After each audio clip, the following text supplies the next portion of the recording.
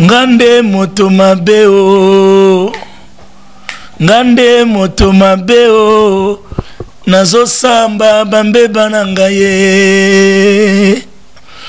Ngande moto mabeo, soki koyeba na yambanzela na Yesu. Nakati wana bon, on aura l'état d'arranger ça. Couplé mon azo baji, titre en zimboza jugement dernier ngande moto mabe. Nabi lobi ozalela kinga lokola moninga lelo baluke lingo komeninga juge. Non bananzambe. Donc nzembo wana papa eza somo mingi. Nazo bango sisango na ko sisango te.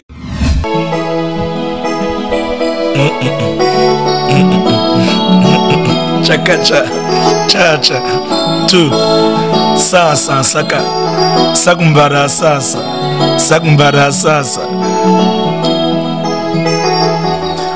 lesanzambwa bishimeyo olola chanza cheba noke shamvula wa bishime tumona bukola bwebe abukola leleye awe tulesa ukola lelele sinjanu nembei wakola muyenga abukola lelele iya awe tulesa iya shamila iwanyu meme moja mviti wakola mizena baje lekana ba quartier banda chuma bache sardine bache biscuit bache bonbon bache lo ebelebele sikoyo yo zo andeti serso obwaki so ekoti na kati ozwe. Alors ba période moko c'était très compliqué na leraté so combien de jours na zimbonga lipa na habité mbongo na mekana obeta jour. J'étais frère mais c'était compliqué, c'était compliqué. Na des frères na tu mba pene église na salongo kaka na bi quartier nanga na kolela me na banda ko kate na zimbongo ana na futi na ko beta je on a besoin sardine na beti bonazo sardine et sauter à part et qui à part meleki nde babiso yo tokomona kayote heureusement eza sengolu na yawe sengolu na yo mosantu tolingio. Voilà les inspirations mais c'est kati c'est que nzamba nto bomba.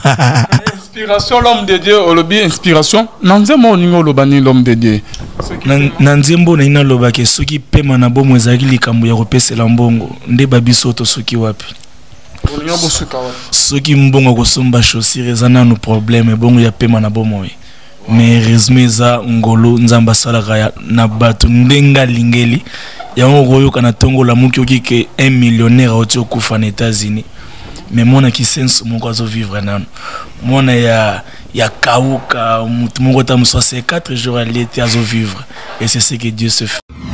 À 18h na commandé Fufuna Thompson. Alors maman a chilangai a chilinga matabisi ndunda habité monokole Fufuna Thompson te a chilo ndunda. Alors ndunda ngwacha ki on t'aimait belé mona ki on un peu bizarre na bité funa na prier. Curieusement prière on est et les cas qui moi bah j'ai fait pratiquement 1 minute voire même un peu plus et puis pendant que j'étais en train de prier de l'autre côté bah il faut attaquer station Massasi bandi bah mimi bah yo ibambo na station Massasi on a c'était du jamais vu du jamais entendu. Alors bato ba onde ko panzana bato no somalewa na surtout kana kota banzela nzela mweza okoti boye na kati wana obima na matete kota ba kan vitamine na surtout ki na komi na kan vitamine na matete donc otiki Thompson andon sikotan na yo raisonner ke faki na lia na ote na ozonga siko mbango bato bazo ba masasi zo bete na bite bilo na ngai kolela nanga ya liboso nalela kiza ke nazangaki kolela nanga ya liboso alela ki Samuel nazangaki kolela nanga ya liboso nalelaki bana nazangaki ya liboso nalelaki libala nazangaki kolela nanga ya mibale naleli libala bapesi na kimukolo oyanga ya mibale naleli izake na memi na kimukolo nzote komi misunyi membolamu ekipete na yango nalobi bolamu Nzambe elelisi ngai bolamu Nzambe elelisi ngai bolamu Nzambe elelisi ngai nakomaki otonga Nzambe na kuzu ngai oyo koloba na libota pe baninga ke Nzambe atiki ngai ye nakomaki adresse ya mai ya miso ngai kodefile na mabundi na ngai ye sourire ekimaki vi na ngai nakomaki okanisa ete ngai awe sukeli ngai awe nzoka sans le savoir Nzambe azalaka na nyongo ya moto teo ayokisi nga soni na makambo na milobelaki nga moko Alvin. Je ne pouvais pas imaginer que bolamu Nzambe ekoki koyeba adresse ya libota na ngai nakomi kolela mai ya miso ya soni ai nakomi koseka ya soni ai Nzambe napesi yo coup de chapeau opesi nga maloba na vie nalobi ye bolamu Nzambe esekisi ngai 1997 à 1998 frère Michel Bakenda Sero oza na posa koyemba ozaki vraiment motivé okenda na église moko bozaki na vraiment tonton Tom ozoyeba oui oh bokenda na ebande wa frère Michel Bakenda voix ezalaki bien tende au moins ayebisa no opesa biso musala oumela pe na église on te okenda no bozaki je crois bien na ba frère Tom tonton oboyaka na et Tom binomi balé na groupe on ezalaki deux filles deux garçons frère Loyembo frère Gaïtan frère Shogun sœur Rit na c'est oui la Bible dit que de la poussière il relève l'indigent pour le faire asseoir avec les grands. Pourquoi doit-il attendre que Moutakomati na poussière pour y relever? Vous voyez? Donc, basouka, basoni, poussière, humiliation, bagosenga sans kozwa, bagoluka sans kozwa. Ils adressent à bolamu Nzambe. Très souvent, quand on arrive à ce point, Dieu est juste à côté. Là, je rappelais sur le solo de la Bible. Sarah avançait en âge. Bayoko pesa écoute message. Nambula ne a écoute doute. Alobi non. Na luka nangai. Na zwa ko bota te kana âge oyo. Mais moment comme na suka ne ayoko zwa. En tout cas inspiré nga Nzembo. Nzamba songa ifuna sa Nzembo mon titre nango. Suka nanga ebandela bolamu na. En tout cas si nzela na motemelo bae oyo nyonse bombeli yo tilelo yo liboso ya kiti yangolu na yo malobe séché teo tout excusez je suis grippé nanangine voilà nde babiso yo tokomonaka yo te heureusement eza sengolu na yawe sengolu na yo mosantu tolingi yo. Voilà les inspirations mais c'est kati c'est que Nzamba to bomba.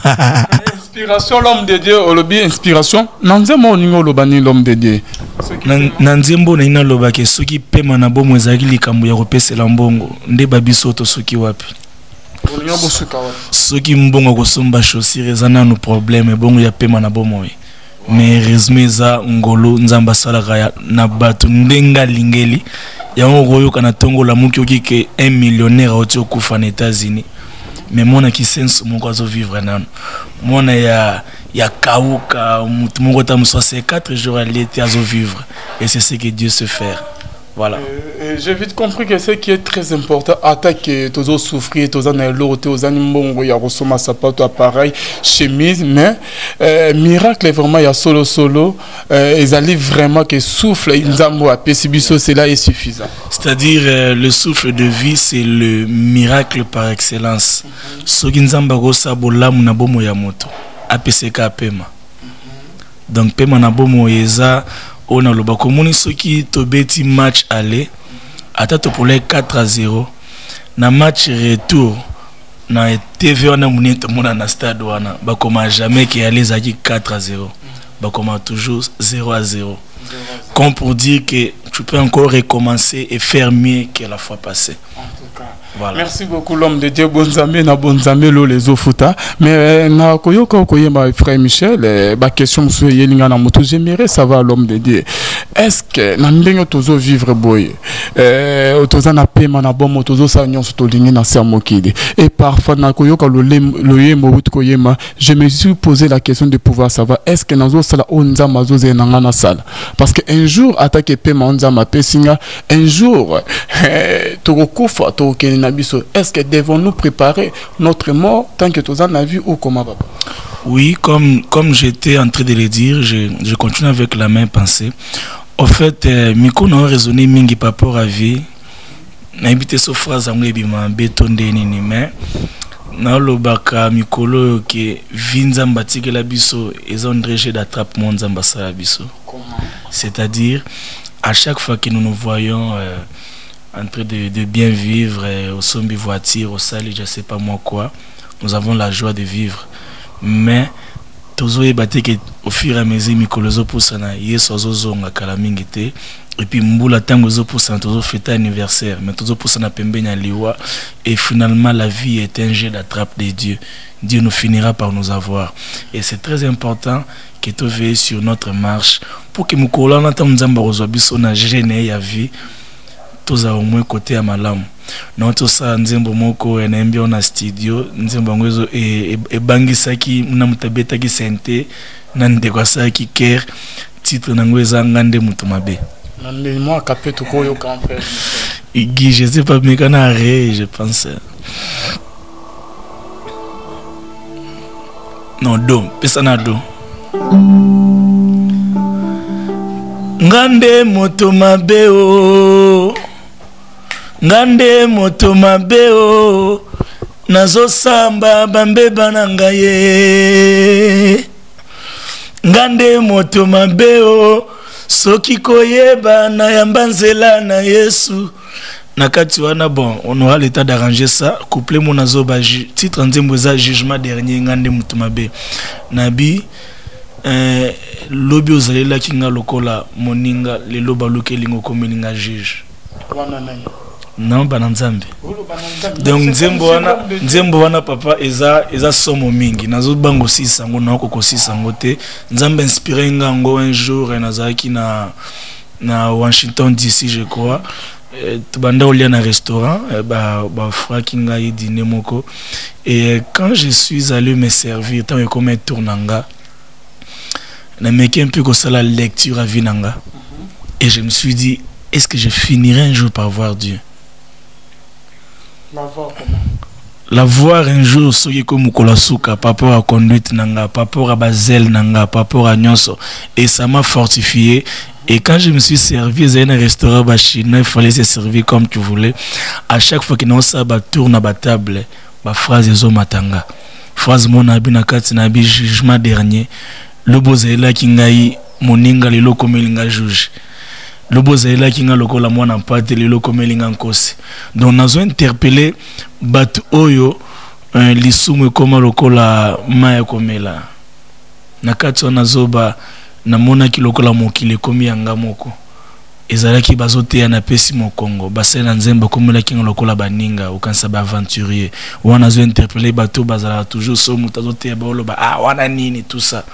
Alors eza test moko tellement fort et puis na kati wana eza image ya mutu moko nzamba pesa ki opportunité au salela ye il a négligé ça et puis nzamba sambisi et bon na tindo na lifelo mais mutu wana na ndenge na bomota binzambe atoti ninga na lifelo oza quand même nzambe malamu azosko koyebisa nzambe ba opportunité nzamba pese na sena moy et puis oui malgré zo kenzela mabe et puis à conclure yebisi nzambe ngande mutu mabe lo nazo samba bambe bananga ngande mutu mabe soki koyeba mena landa nzela na yo na bosolo wana zo ba bato bazaka batei yo lingo yokate ngande omamukili kuluna drogue et tout ça. Alors c'est un change, je sais que tôt ou tard Nzamba si ça teste wana et puis il bouleverser le monde, je pense. C'est comme s'il n'y a pas de pardon après la mort. Pourquoi? Non, il n'y a pas de pardon après la mort parce que justement le temps de pardon c'est le temps que nous vivons. Vous savez, Papa Alvin, peu importe le péché qu'on a commis, et aujourd'hui là Dieu peut toujours pardonner. Mais au bête du solo que Ozala qui moninga et pas dans le lot comme juge nanga. Oui, c'est-à-dire n'a pas que ça le moment qu'a prononcé ça papa. Mais tant ça que biso ba chrétien, ba auto nimela nzambe. Mais Christ a été déjà jugé pour nous, oui, non papa. En fait, il y a un problème, il y a Nanzembo, on a vraiment j'ai essayé de balayer toutes les couches. Je parle dans mon oyo à salela nzambe puis à un moment donné, basé les ciliers. Il a eu la grâce d'avoir Dieu comme un ami dans la vie. Il a négligé, il a bafoué cette grâce, il a foulé au pied. Et puis Lélo a se retrouvé dans la situation où il a moninga, il a comme les juges. Vous comprenez? Et puis nous le banabandeko oyo azwata yoka mateya mais yeka kamukili.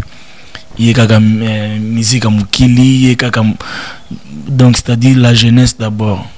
Et puis non le bapé na couche donc c'est-à-dire na toucher ba couche belé comme si non ça là yo ner na mon studio yo à quoi ça ressemble. Merci beaucoup frère Michel Batken na ndeo votre beta li solo que au bandaki na bien basé la bien aux ongeli mokili comme la Bible nous dit dans Galates 5:7 vous couriez bien qui vous a arrêté pour vous empêcher d'obéir à la vérité. L'homme de Dieu to ko tasko na ki bonzambe.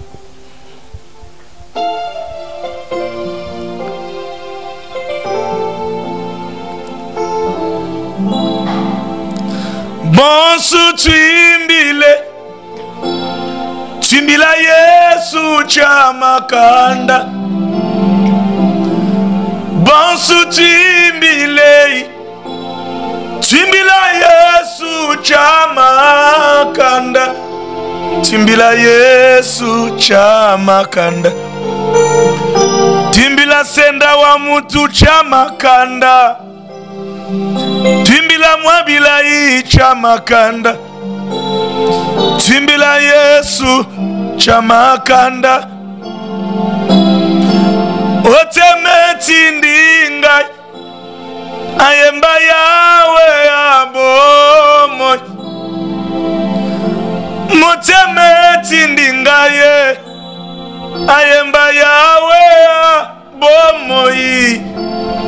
Nayemba yawe ya bomoyi. Nayemba yawe ya bomoyi.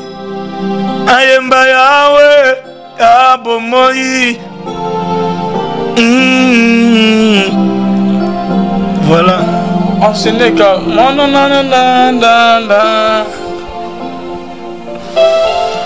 Aukola lele.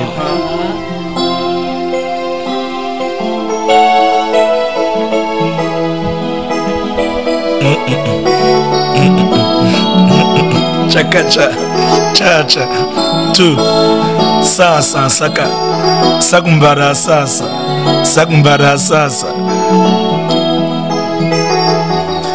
Lesa nzambwa bishimeyo, olola chanza cheba, noke shamvula wa bishime. Tumona bukola bwebe, abukola leleye. Awe tulesa ukola lelele. Sinjanu nembei wakola muyenga abukola lelele. Iya awe tulesa iya shamila iwanyu meme moja mviti wakola muyenga iyakwe moja vita wanye iya awetulesa iya ozana kisio elongolaka bobola na nzoto Nzambe ya bomoi na ngai Nzambe na memeli yo ordonnance ya maboko ya bato Nzambe ya bomoi na ngai bikisanga lisusu Nzambe lola bikisanga lisusu na chebikote maloba ya mokili nazotalela yo mosali bolamu yango na lobi salanga bolamu Nzambe lola salanga bolamu Nzambe asalanga bolamu banani esengeli bazwa bolamu ya Nzambe l'homme de Dieu. Parce que la Bible est en mot les salis et la grâce, par le but que c'est une faveur imméritée de l'éternel papa. Nzamba sali biso grâce, mais ça devient conditionné. Pour avoir les salis, il faut tout d'abord croire qu'on aime la Jésus. Parce que yozo ba ke salé la bolam. Est-ce que c'est tout le monde au Seigneur qui Nzamba sali la bolam? Là na Seigneur na bolam Nzambe.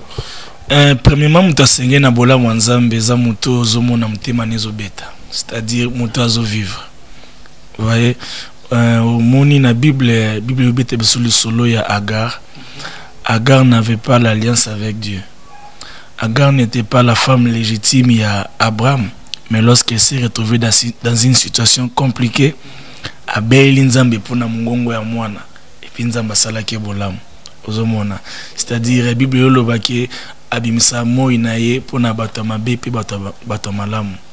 Et donc, moi je pense que nous sommes vivre et Aza na droit de vivre pour la Nzambe. Donc voilà. L'homme de Dieu le bique problème na yo bola Nzambe Nzambe azoya obeta koko na porte na adresse na yo. Problème ndenge ni Nzambe azoya koluka kina ya aussi ça passe na tozo na Bible. Lisona nyo Rachel aumeli na kana emi azobota ke l'homme de Dieu aketi kozambuma oyande kone pona ke alia mes solutions karaté mais batika jamais ko ba ke Nzamba ya kozwa Rachel mais on dirait que toi et jouer les mots il y a pour se souvenir.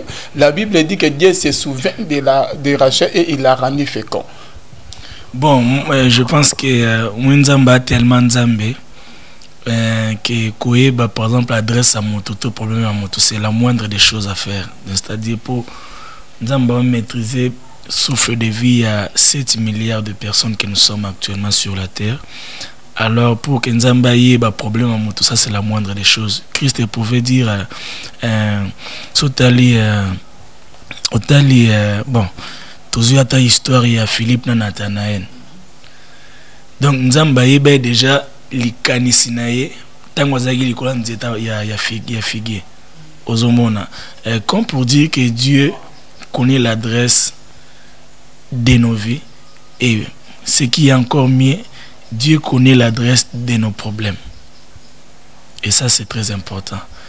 Et ça c'est très important, c'est-à-dire il y a des moments où Dieu peut se souvenir d'une personne aye ko sale bolan rapport il y a un sacrifice, prière, je sais pas moi quoi, ou le qui a attiré souvenir à Nzambe.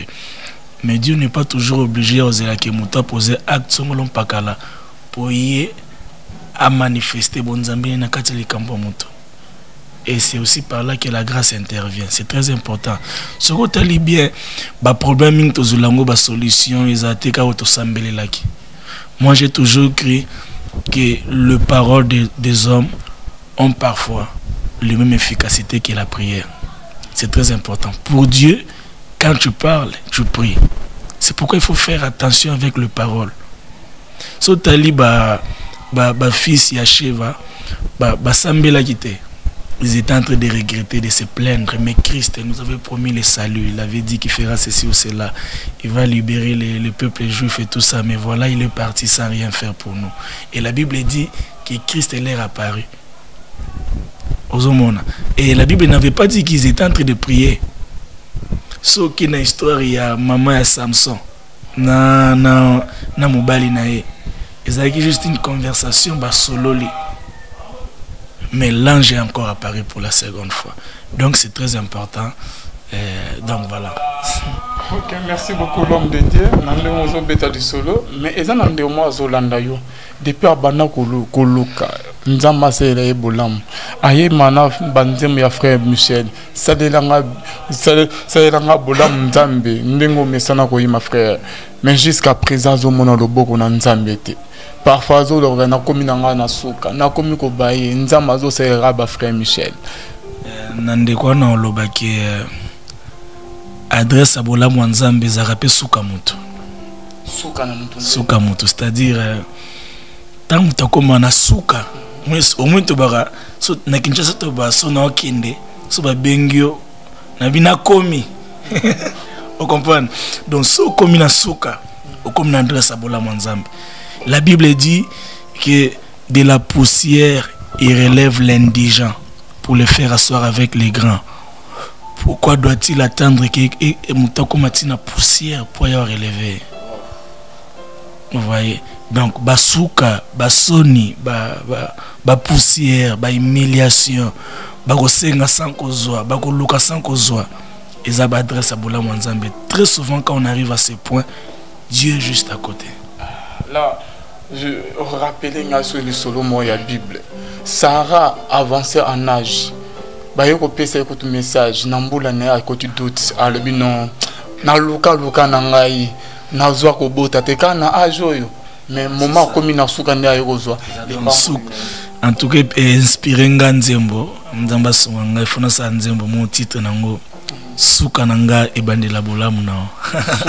En tout cas merci beaucoup bonzabe na bonzabe mais l'homme de Dieu na ba kisalusu mususu parce que lorsque nazo solo na yo tellement que vous avez un musicien trop spirituel papa là vraiment donc na yebisu na mbosa caméra exact que mon frère Michel Arozala teto mo ba bolamu na non na yebisu oza vraiment parmi ba musiciens OK jusqu'à présent ozo garder dans ki bonzambe wana to yebi lobité mais gardons au cas mais frère Michel toujours na kata Bible tomoni les sacrificateurs na moment ya kala prophète Esaïe qui a annoncé mais c'est nzamba lobi boy mais ba sacrificateur Esaïe ba qui a eu problème ya mutu ba maramne à côté na temple ake o prier nzambe longola liwa na vie ya mwana we sala e bola mboy mais il y a un sacrificateur l'homme de Dieu na Bible bazoloba ye na mwasi na ye babana ko observer toutes les ordonnances du Seigneur d'une manière irréprochable mais ba un problème ou déranger bango ya mwana.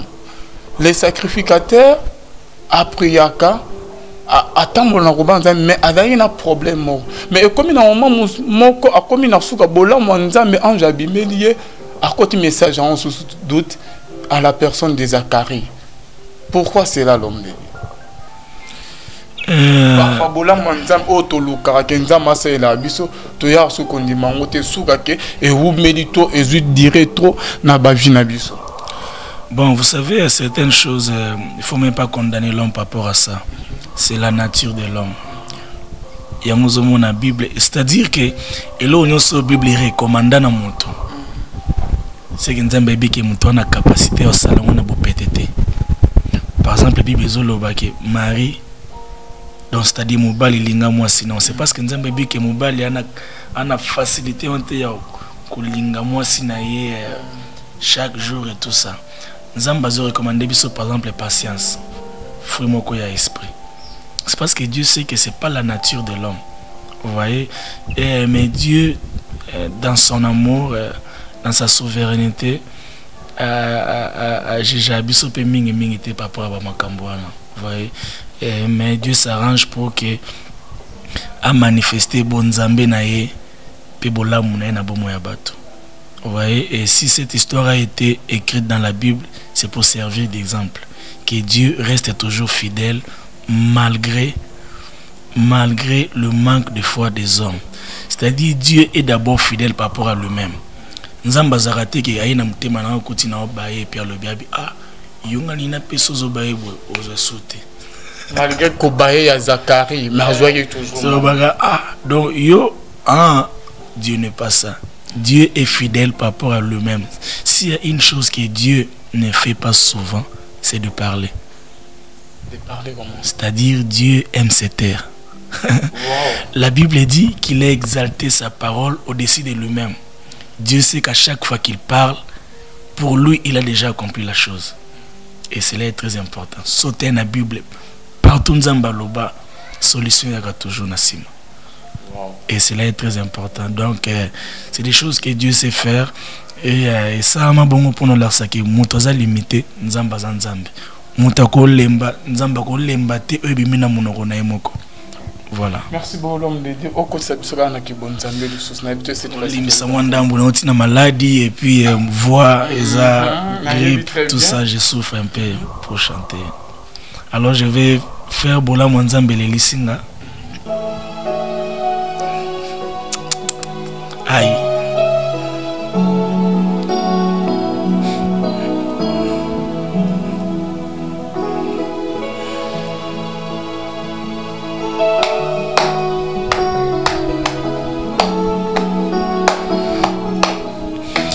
Kolela nanga ya liboso nalelaki zake nazangaki.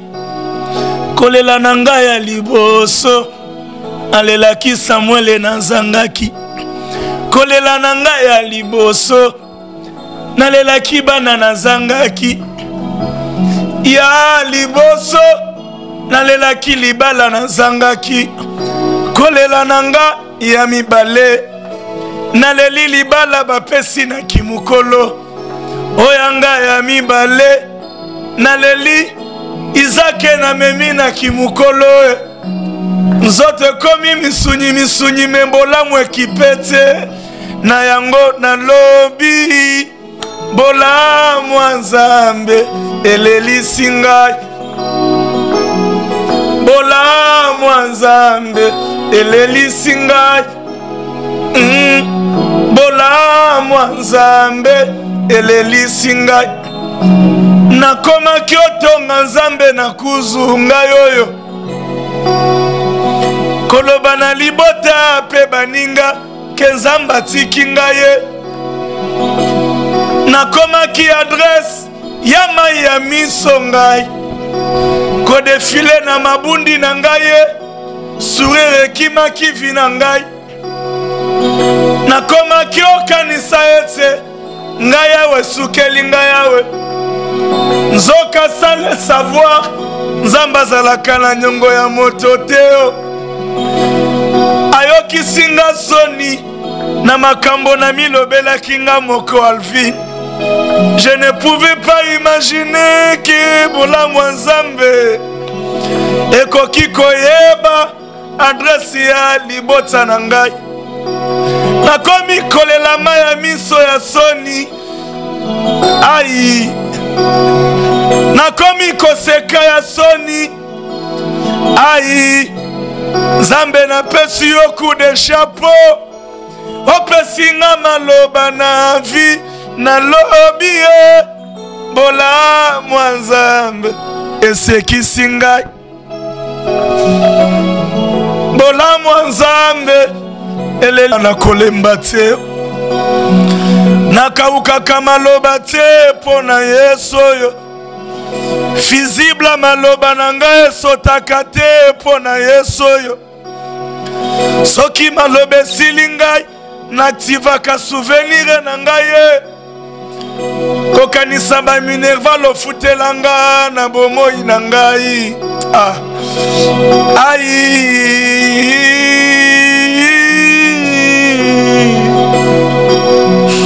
Bola mwanzambe eleli singai. Bola mwanzambe. C'est bon. Nzambe na bonzambe lola ezofuta.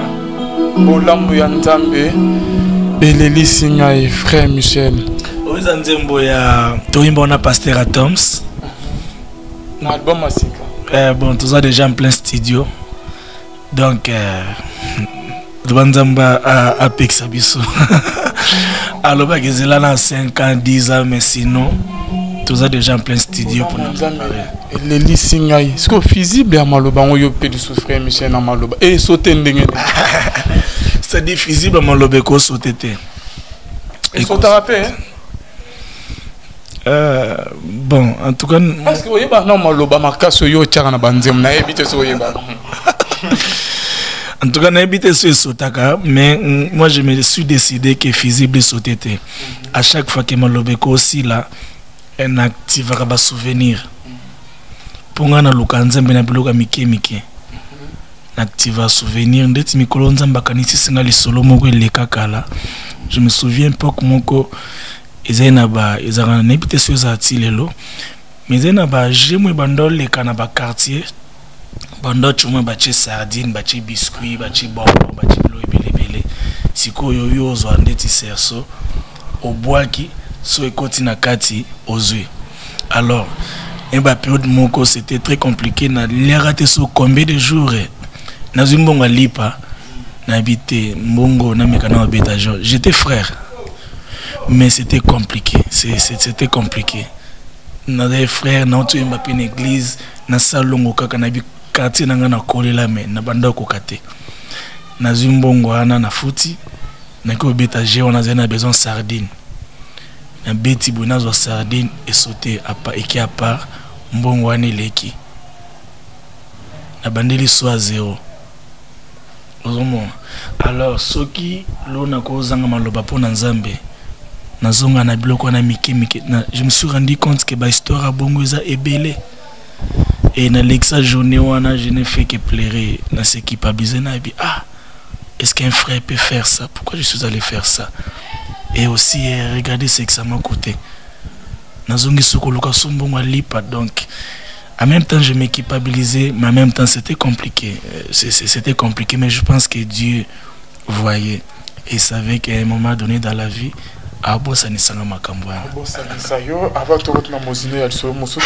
Frère Michel Bakenda, net nous tous na vie na ozoka parce que la Bible nous dit que Nzambazo yebisa David, souviens-toi de là où je t'ai pris.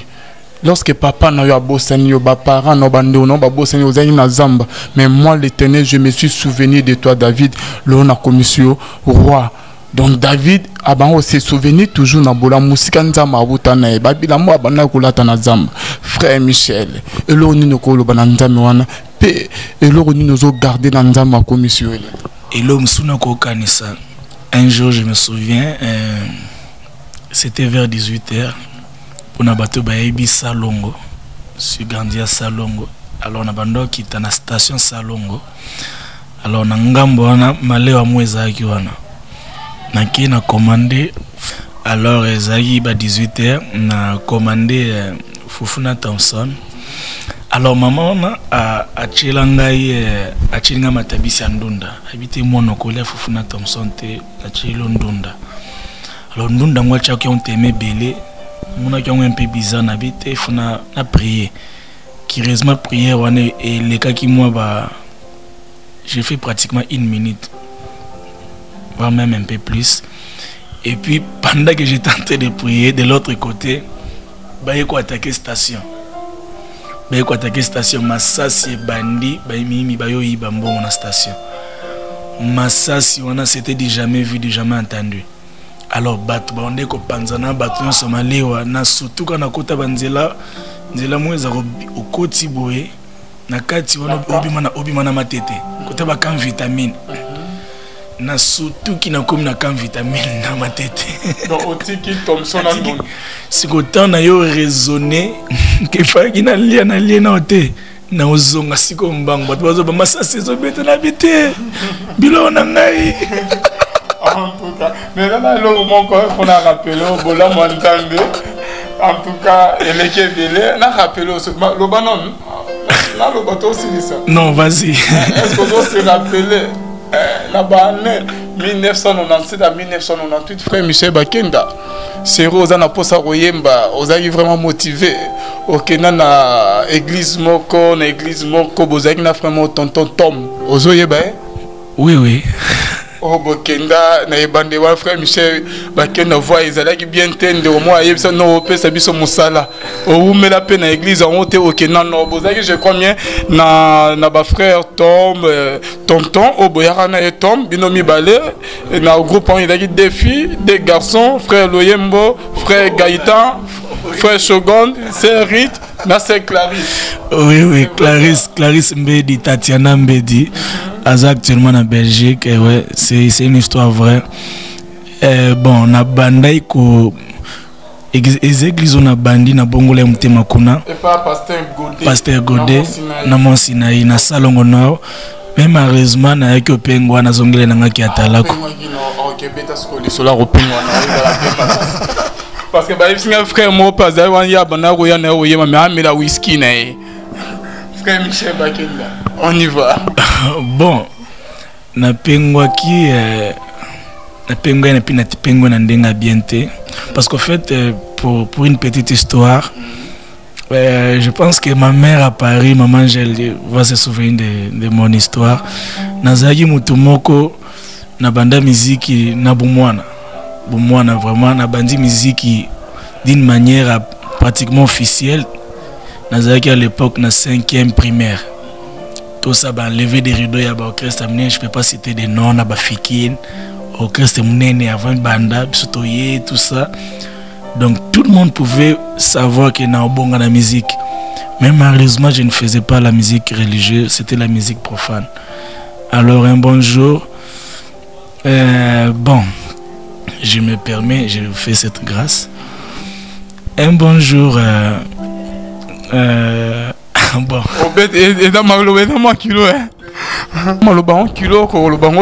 Oui, bon. Vraiment, bon. Bref, na yaki opengwa pour kopeko na yaki opengwa et puis nazongela ki susu ki atalako ngai nazaki mutumo tema nazali na grâce le diable s'est servi de moi très tôt. Nazali mutumo tema nazaka moi timide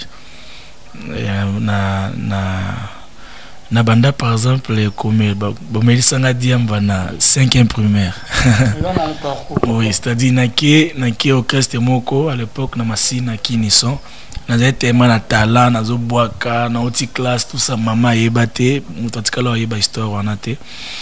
Alors ton na koti ba koti singa rap boy na moni ndenge ba danseuse balata ki na banjolela na mama obetanga pour mère na biso maman Angèle obeta abande obeta jeté alors na bi ba obetanga na zolela alors vie moi za na bi petit fou ba merci diamba na bia ba bo mangala ndako bazinga wana ya makasi penza ba kanyinga boye ba merci na diamba lobi susu na zongi deuxième fois ba melisinga et puis c'était parti comme ça ti na vivre viwana ti ba deuxième troisième des humanités na deuxième des humanités nzamba yo songa nde na yo ki na église wana mais bon terrain zaki propulsé parce que j'ai quand même rencontré des gens kando tsoloba c'était pas intéressant na mona on kande ndenge zaki na mukili et puis j'ai na kokyo tenir te yangona na yo susu kozonga na mukili. Mais nzamba osalanga sous deuxième grâce na yo bongo la mutema cette fois-là c'était une église Silo. Je pense que c'est na beta parcours wana une église Silo chez le pasteur Jean-Baptiste Sombela et Dieu m'a fait grâce. J'ai commencé avec un tel amour au kansana sala 10 ans na mambo nzambe. Donc na bandana bolingo mo makasi et puis Dieu a eu le temps de me former jusqu'en ce jour. Donc voilà pour la petite histoire. Ayebisinga ke koya na yo na église ya pasteur Godé kokende na on dirait yo muto bomé église en simano église ekofa. Oyebi ke za asuste. Bon, ça peut pas être le cas parce que j'étais pas influent. C'est vrai que je chantais bien mais j'étais pas le leader principal. Donc voilà, ngana nezete kina lungu na ndenga boy, ngana na pengwa ki, na tika na nzambe, na tika na nyonso. Boya abino mi balé, Tom Makenadi. Tom il est actuellement en Afrique du Sud. Tom c'est le grand frère de Tatiana, qui était une amie à moi. Donc voilà. Merci beaucoup frère Michel Bakento comment la soirée ya émission na biso. Est-ce que quoi c'est biso moi et le monsieur frère Michel Bakento pour tout ce c'est émission. Ok.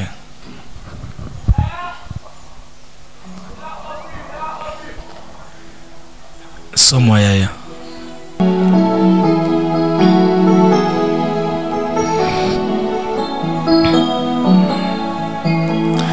Nazana yaya na ngai.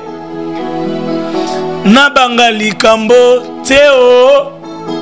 somo ya monena yaye eleki somo Goliath nyonso atambonge eko yaye motema eningana teo somo ya monena yaye eleki somo Goliath nyonso napesi nzela na motemelo bae oyo nyonso bombeli yo tilelo yo liboso ya kiti yango luna yo malobe séché teo tout excusez je suis grippé nanangine voilà maloba ezangate siko mo pe malobe go zangate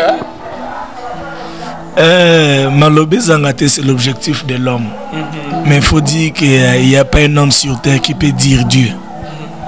C'est-à-dire muto penza ko loba nzamba silisi nzambe azate. Liboso ya nzambe malobe ko zanga non. Mais na ndenge na biso bo moto malobe ko zanga te. Mais faut dire que c'est pas facile de dire Dieu. Mais malobe ko zanga pété. Waouh, c'est grave ça.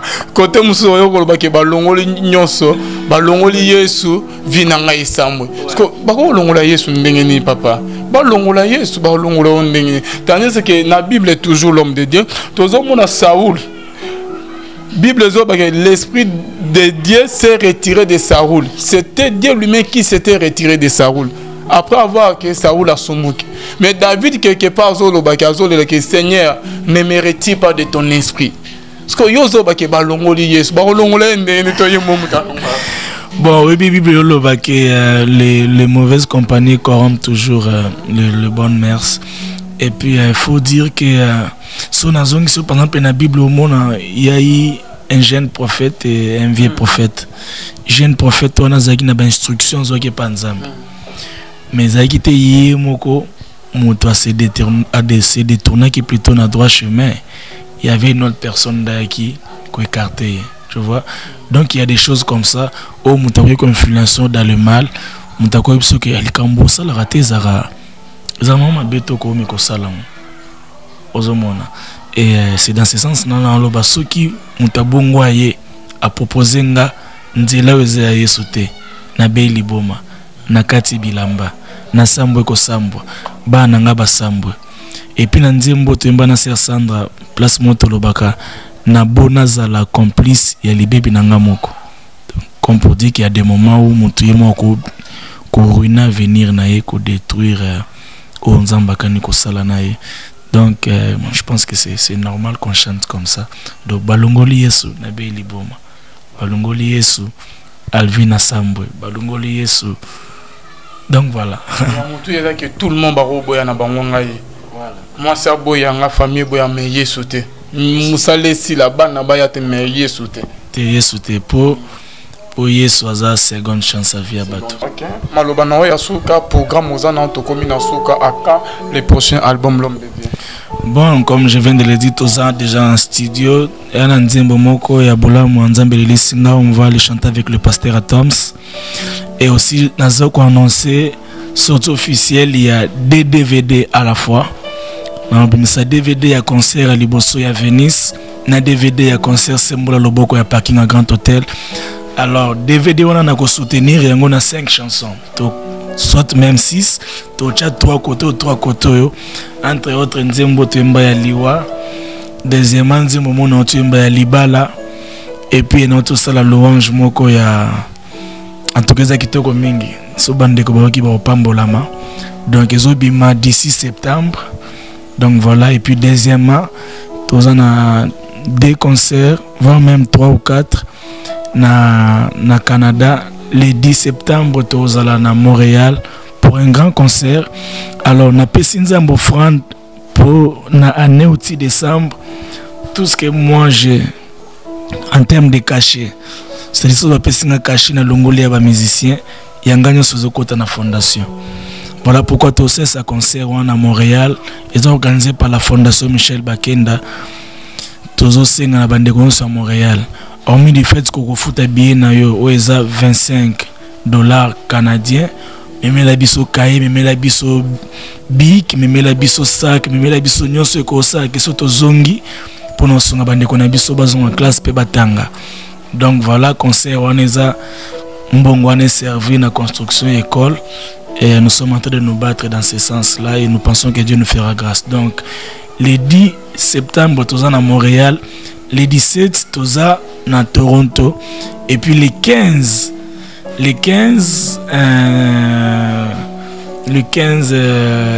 octobre, par la grâce de Dieu, nous sommes à Washington, D.C. pour un grand concert pour la gloire de notre Dieu. Donc voilà ce que je peux donner comme programme. Et par la grâce de Dieu, je sens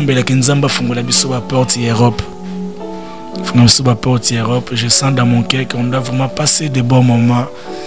J'ai envie de faire une émission tour du temps chez vous, na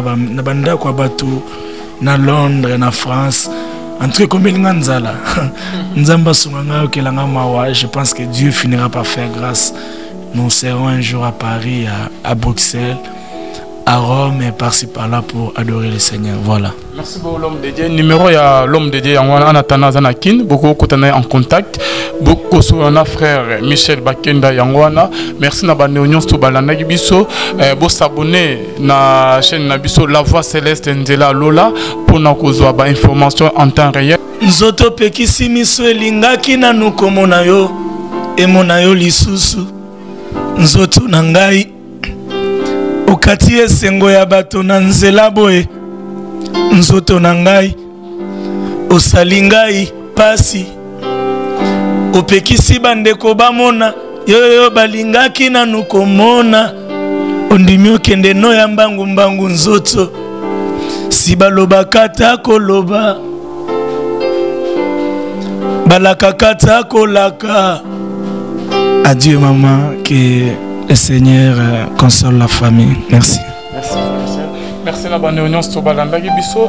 Merci na ba o babenga biso. Merci na maman Gisèle Lukelo motema ya papa na biso Emmanuel kuna na Boston. Merci na Philo Mukwa ya motema Bivens de Homo. Merci na ndoro na biso maman Renestine Mboma Mena Oyo Azali na Suisse azo bimis album na kala minute. Nous voulons voir les pères. Félicitations na musalo salisaire Renestine Mboma Mena pe na yo les pasteurs fils amis à la bouche autorité autorisé de l'Éternel Bonzambe na Bonzambe Lola Ezofoot. Abonnez-vous na chaîne Abisso La Voix Céleste, bien-aimé dans les Seigneurs.